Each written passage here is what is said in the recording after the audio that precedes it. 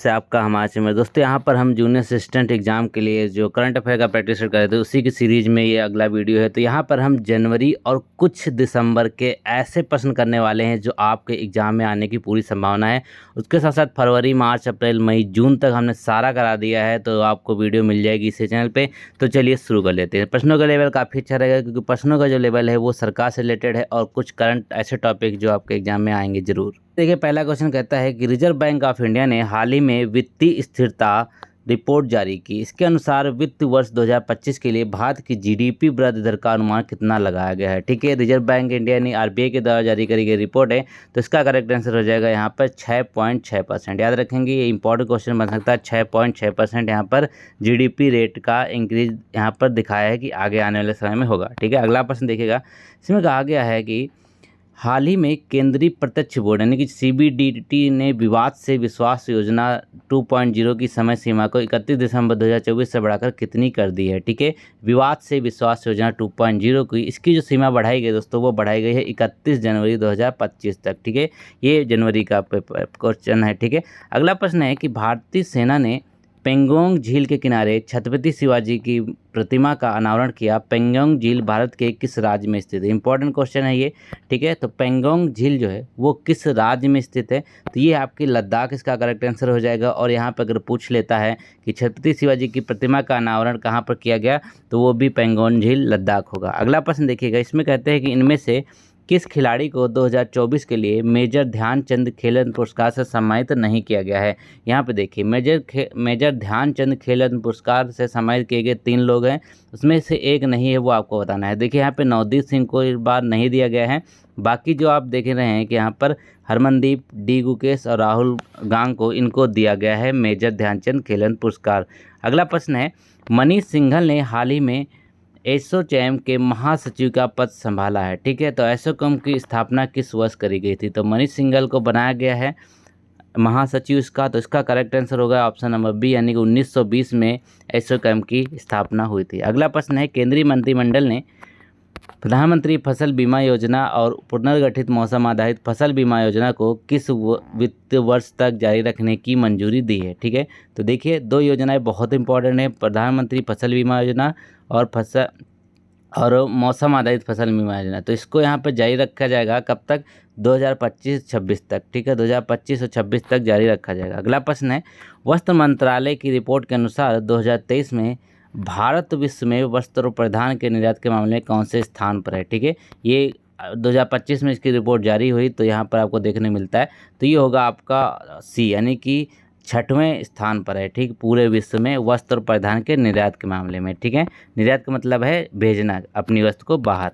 अगला प्रश्न है, प्रधानमंत्री नरेंद्र मोदी ने 3 जनवरी को रानी वेलु नाचियार की जयंती पर उन्हें श्रद्धांजलि दी। रानी वेलु नाचियार भारत के किस वर्तमान राज्य की रानी थी? ये यहाँ पर पूछा गया, रानी वेलु नाचियार। इंपॉर्टेंट प्रश्न बन सकता है, तो ये होगा आपका ऑप्शन नंबर डी, यानी कि तमिलनाडु करेक्ट आंसर हो जाए। तमिलनाडु की राजधानी ये रानी थी। ठीक, माफ़ कीजिएगा।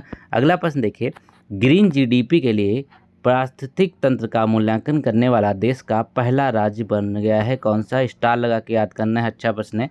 तो ये होगा आपका छत्तीसगढ़। ठीक है, छत्तीसगढ़ यहाँ पे पहला राज्य बना है ग्रीन जीडीपी के लिए पारिस्थितिकी तंत्र का मूल्यांकन करने वाला। अगला प्रश्न है, हाल ही में जलीकट्टू उत्सव 2025 का आयोजन भारत के किस राज्य में किया गया? जलीकट्टू उत्सव, ठीक है, तो ये आप सभी लोग जानते हैं, ये होगा तमिलनाडु में। ठीक, तमिलनाडु में जलीकट्टू उत्सव मनाया जाता है। अगला प्रश्न है, हाल ही में केंद्र सरकार ने संपत्तियों की ई नीलामी के लिए किस संशोधित पोर्टल को लॉन्च किया है? यानी कि जो केंद्र सरकार है उसकी संपत्तियों की जो नीलामी होगी उसके लिए एक पोर्टल लॉन्च किया है, तो इस पोर्टल को लॉन्च किया गया, उसका नाम है बैंक नोट। ठीक है, ऑप्शन नंबर ए यहाँ पे सही हो जाए, बैंक नोट। अगला प्रश्न देखिएगा। अगले में कहा गया है कि किसे वर्ष 2025 में नागरिक उड्डयन महानिदेशालय के प्रमुख के रूप में नियुक्त किया गया है? ठीक है, नागरिक उड्डयन महानिदेशालय के डीजीसीए के रूप में नियुक्त किया गया है, तो वो कौन से हो जाएंगे? 18 का राइट आंसर होगा ऑप्शन नंबर सी, यानी कि फैज़ अहमद किदवई को नियुक्त किया गया है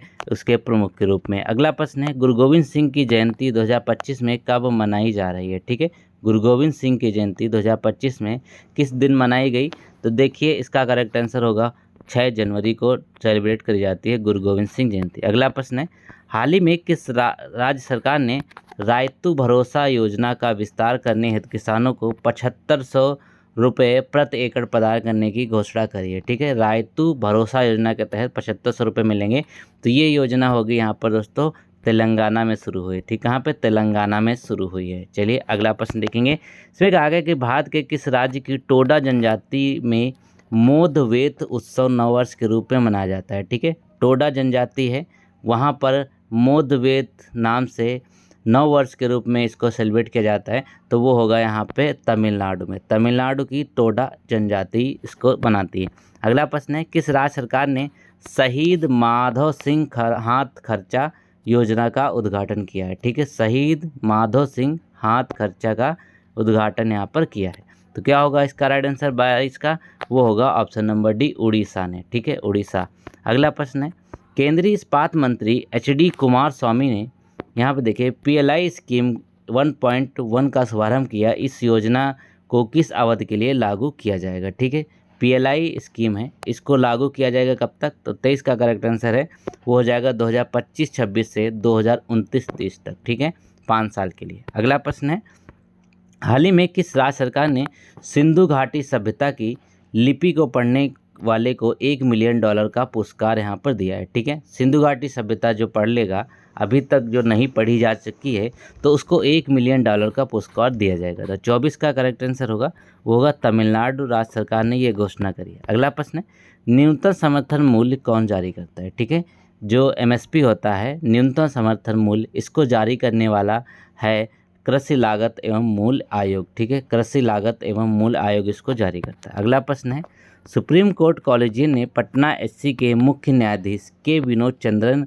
को सुप्रीम कोर्ट न्यायाधीश बनाने की सिफारिश की। संविधान के किस अनुच्छेद में सुप्रीम कोर्ट का उल्लेख देखने को मिलता है। तो ऑप्शन नंबर डी करेक्ट हो जाएगा। अनुच्छेद 124 में हम सुप्रीम कोर्ट के बारे में पढ़ते हैं संविधान में। अगला प्रश्न है, हिमालय के तिब्बत में 7 पॉइंट तीव्रता का भूकंप दर्ज किया गया था। ठीक है, भारत के सबसे अधिक सक्रिय भूकंपीय जोन कौन सा है, ये आपको बताना है। सबसे ज़्यादा जो सक्रिय, जहाँ भूकंप आने की संभावना सबसे ज़्यादा है, वो है यहाँ पे अर्थक्वेक जोन 5। ठीक है, 5 जो है वो सबसे ज़्यादा सक्रिय है। अगला प्रश्न देखिए, इसमें कहा गया कि गरुड़ाक्षी ऑनलाइन एफआईआर प्रणाली किस राज्य के वन विभाग के द्वारा शुरू करी गई है। गरुड़ाक्षी ऑनलाइन एफआईआर प्रणाली यह शुरू की गई दोस्तों, वो होगा कर्नाटक सरकार के द्वारा। ठीक है, कर्नाटक सरकार के द्वारा। अगला प्रश्न है यहाँ पर, प्रीतीश नंदी का हाल ही में 73 वर्ष की आयु में निधन हुआ, वो किस क्षेत्र से संबंधित थे।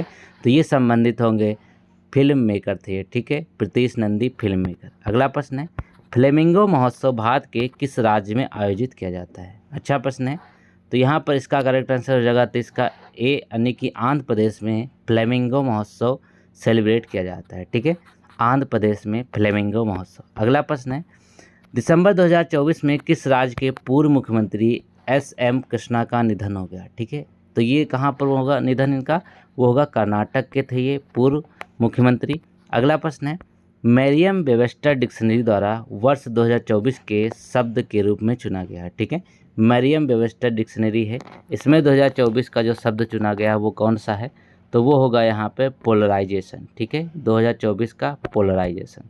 अगला प्रश्न है, हाल ही में संविधान के किस अनुच्छेद के तहत राज्यसभा के सभापति जगदीप धनखड़ के खिलाफ अविश्वास प्रस्ताव पेश करने के लिए नोटिस दिया गया था। ठीक है, तो यहाँ पर कौन सा अनुच्छेद ये कहता है, तो वो होगा यहाँ पर अनुच्छेद 67 का बी। ठीक है, बी पार्ट में देखने को मिलता है अविश्वास प्रस्ताव। अगला प्रश्न है, सिपरी की टॉप 100 आर्म प्रोड्यूसिंग और military service companies in the world report 2023 में जारी हुई, तो एचएल यहाँ पर किस नंबर पे है। ठीक है, जो हिंदुस्तान एरोनॉटिक्स लिमिटेड है, तो 34 का करेक्ट आंसर है, वो हो जाएगा 43वें नंबर पे है। ठीक है, किसने 43वें नंबर पे। अगला प्रश्न है, इसमें कहा गया कि हाल ही में किसे प्रवासी भारतीय सम्मान पुरस्कार 2025 से सम्मानित किया गया। ठीक है, प्रवासी भारतीय सम्मान 2025 से दिया गया है किसको, वो होगा यहाँ पर बी यानी कि डॉक्टर सैयद अनवर खुर्शीद को। याद रखेंगे, अच्छा प्रश्न है, डॉक्टर सैयद अनवर खुर्शीद। अगला प्रश्न है, ट्रैक एंड फील्ड न्यूज द्वारा किस खिलाड़ी को सम्मानित किया गया, खिताब दिया गया, तो 36 का करेक्ट आंसर होगा यहाँ पर बी यानी कि नीरज चोपड़ा को ट्रैक एंड फील्ड न्यूज द्वारा सम्मान दिया गया। अगला प्रश्न है, हाल ही में किसे Indian national science academy fellowship प्रदान करी गई है। ठीक है, इंडियन एकेडमी साइंस फेलोशिप प्रदान करी गई, तो वो कौन से हो जाएंगे, कृष्णा एला। ठीक है, कृष्णा एला को दिया गया है फेलोशिप।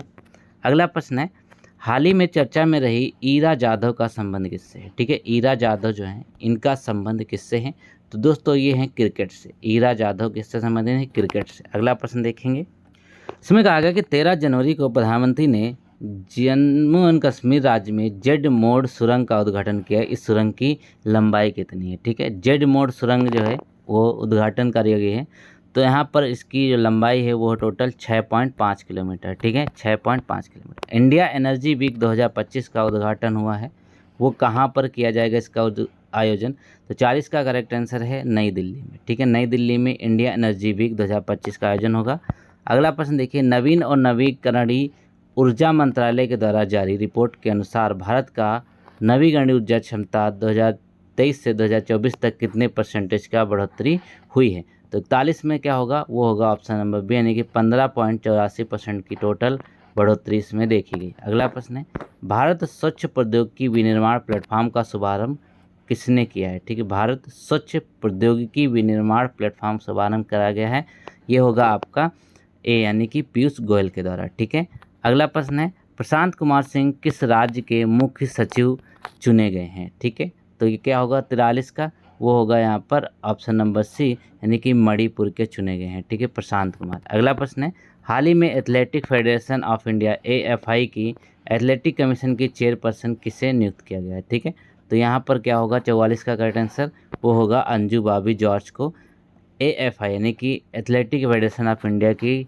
चेयरपर्सन नियुक्त किया गया। अगला प्रश्न है, हाल ही में पुनर्गठित परमाणु ऊर्जा आयोग यानी AEC के अध्यक्ष कौन नियुक्त करेंगे, तो परमाणु ऊर्जा आयोग के जो अध्यक्ष बने हैं वो बने हैं अजीत कुमार मोहंती। ठीक है, अजीत कुमार मोहंती। अगला प्रश्न है, भारत की पहली निजी सैटेलाइट कॉन्स्टेलेशन किस स्टार्टअप द्वारा लॉन्च की गई है। ठीक है, भारत की पहली निजी सैटेलाइट कॉन्स्टेलेशन किस स्टार्टअप द्वारा लॉन्च करी गई, तो 46 का करेक्ट आंसर है, वो होगा यहाँ पर पिक्सेल के द्वारा। ठीक है, ऑप्शन नंबर सी सही हो जाएगा, पिक्सेल के द्वारा इसको लॉन्च किया गया। अगला प्रश्न है, हाल ही में सबसे ज़्यादा ग्रैंड स्लैम मैच खेलने का रिकॉर्ड किस टेनिस खिलाड़ी ने बनाया है। ठीक है, सबसे ज़्यादा ग्रैंड स्लैम खेलने वाले रिकॉर्ड जो बने हैं किसने बनाया है, 47 का करेक्ट आंसर होगा यहाँ पे नोवाक जोकोविच ने। ठीक है, अगला प्रश्न है, किस राज्य सरकार ने एक स्टार्टअप लॉन्च किया जिसका नाम है सी, लेकिन इसका फुल फॉर्म है startup hand holding empowerment cohort 3.0। ठीक है, तो इसको लॉन्च किया गया है किसके द्वारा, तो ये होगा आपका ऑप्शन नंबर बी, यानी कि पंजाब की तरफ से इसको लॉन्च किया गया है। अगला प्रश्न देखिए, एक्सरसाइज डेविल स्ट्राइक 2025 किसने आयोजित करी है, तो 49 का करेक्ट आंसर होगा, वो होगा सी, यानी भारतीय थल सेना और वायुसेना ने मिलकर एक्सरसाइज डेविल स्ट्राइक 2025 को आयोजन किया है। चलिए अगला प्रश्न देखेंगे। तो गाइस अगले प्रश्न में कहा गया कि डेनिस लॉ जिनका हाल ही में निधन हो गया वह किस खेल से संबंधित है। डेनिस लॉ जो है संबंधित किससे रहेंगे, तो 50 का करेक्ट आंसर हो ऑप्शन नंबर सी, यानी कि फुटबॉल से संबंधित है डेनिस लॉ। अगला प्रश्न है, हाल ही में चर्चा में रही स्वामित्व योजना किस वर्ष लॉन्च करी गई थी। ठीक है, एक योजना है स्वामित्व योजना, तो इसको लॉन्च किया गया था दोस्तों 51 का करेक्ट आंसर सी होगा, यानी कि 2020 में 2020 में स्वामित्व योजना लॉन्च करी। अगला प्रश्न है, राष्ट्रीय आपदा मोचन बल NDRF जो है हर साल अपना स्थापना दिवस किस दिन मनाता है। ठीक है, NDRF दिवस जो है ये पूछा गया है कभी ना कभी, तो 52 की राइट आंसर होगा यहाँ पर 19 जनवरी को सेलिब्रेट करता है NDRF अपना स्थापना दिवस। अगला प्रश्न है, कोको बोरोक दिवस जो है वो किस राज्य में मनाया जाता है। ठीक है, कौन सा दिवस है, कोको बोरोक, तो दोस्तों यहाँ पर करेक्ट आंसर क्या होगा 53 का, वो हो जाएगा ऑप्शन नंबर है, यानी कि त्रिपुरा की तरफ सेलिब्रेट किया जाता है, त्रिपुरा इसका करेक्ट आंसर होगा। अगला प्रश्न देखिए,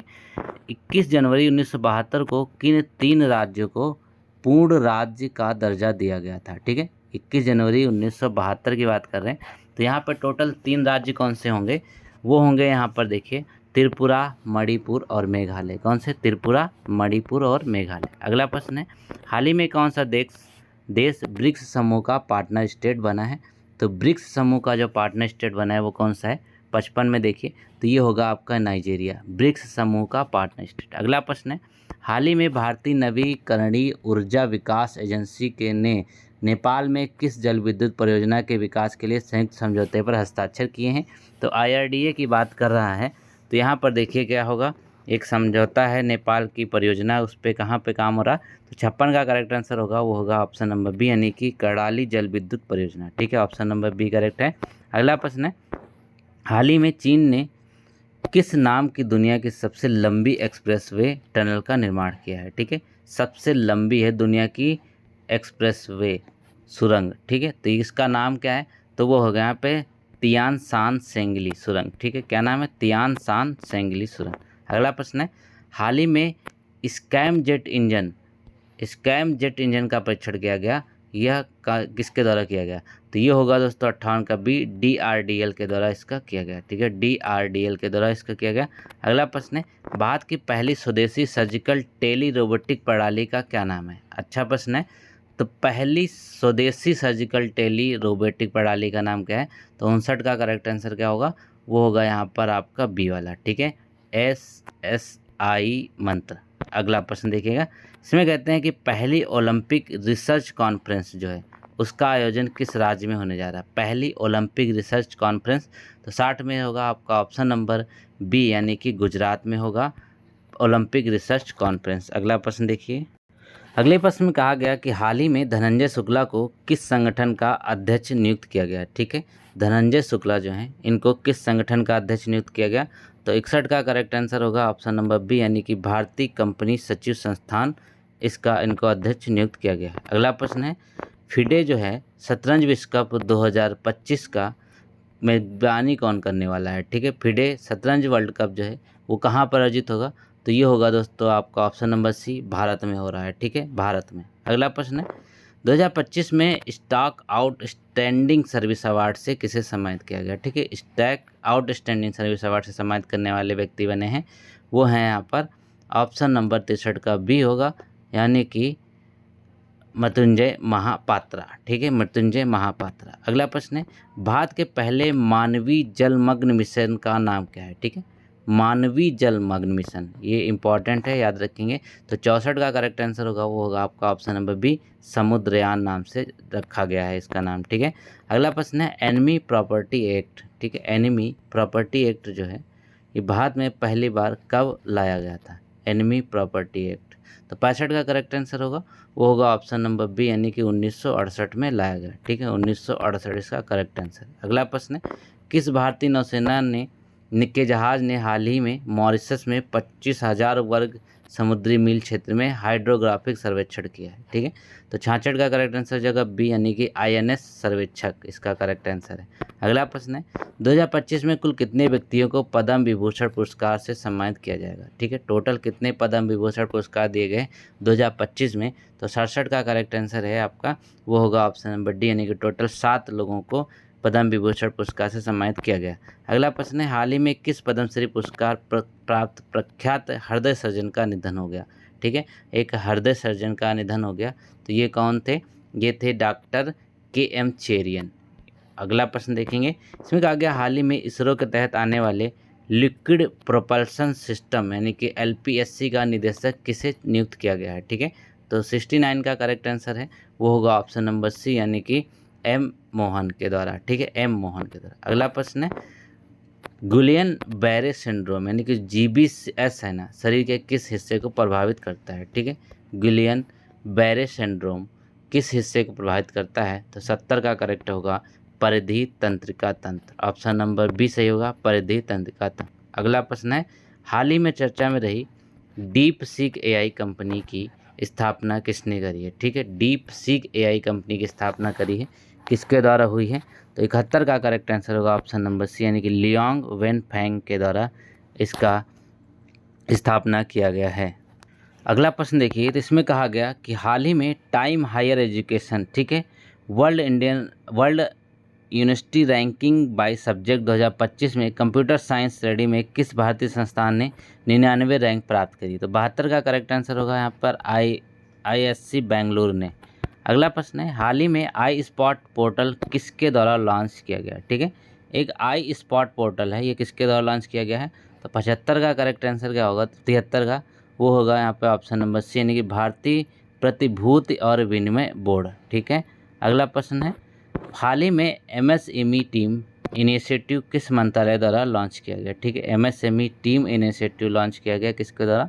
तो ये होगा ऑप्शन नंबर सी, यानी कि सूक्ष्म लघु और मध्यम उद्यम मंत्रालय के द्वारा। अगला प्रश्न देखिए, इसमें कहा गया कि हाल ही में bureau of civil aviation security BCAS के नए महानिदेशक यानी कि डायरेक्टर जनरल के रूप में किसे नियुक्त किया गया है? तो 75 का करेक्ट आंसर होगा ऑप्शन नंबर बी, यानी कि राजेश निर्वाण को यहाँ पर नियुक्त किया गया। अगला प्रश्न है, हाल ही में भारतीय सस्टेनेबल नेचुरल रबर यानी कि ISNR पहल का उद्घाटन कहाँ पर किया गया? तो 76 का करेक्ट आंसर होगा बी, यानी कि कोट्टायम केरल में किया गया। Option number B, Kottayam Kerala में। अगला प्रश्न है, हाल ही में वैगई नदी जो है वो किस राज्य में स्थित है, चर्चित थी? तो वैगई आप लोग जानते हैं केरला में स्थित है। ऑप्शन नंबर बी सही होगा, केरला इसका करेक्ट आंसर होगा। अगले प्रश्न पे चलते हैं। 78 में देखिएगा तो कहते हैं कि हाल ही में ऑस्ट्रेलिया ओपन 2025 का पुरस्कार एकल खिताब किसने जीता है? ठीक है, ऑस्ट्रेलिया ओपन 2025 का। तो यहाँ पर देखिए 78 का होगा क्या, वो होगा बी, यानी कि जैनिक सिनर ने इस बार जीता है ऑस्ट्रेलियन ओपन 2025। अगला प्रश्न देखेंगे, इसमें कहा गया हाल ही में जितेंद्र पाल सिंह को किस देश में भारत का नया राजदूत नियुक्त किया गया है? तो अब ये हैं जितेंद्र पाल सिंह, इनको नियुक्त किया गया है इजराइल का नया राजदूत। तो ये बी आपका करेक्ट हो जाएगा। दोस्तों, आप जनवरी के लगभग सारे कंप्लीट करा दिए हमने। वीडियो पसंद आए तो आप लाइक कर सकते हैं। Thank you so much.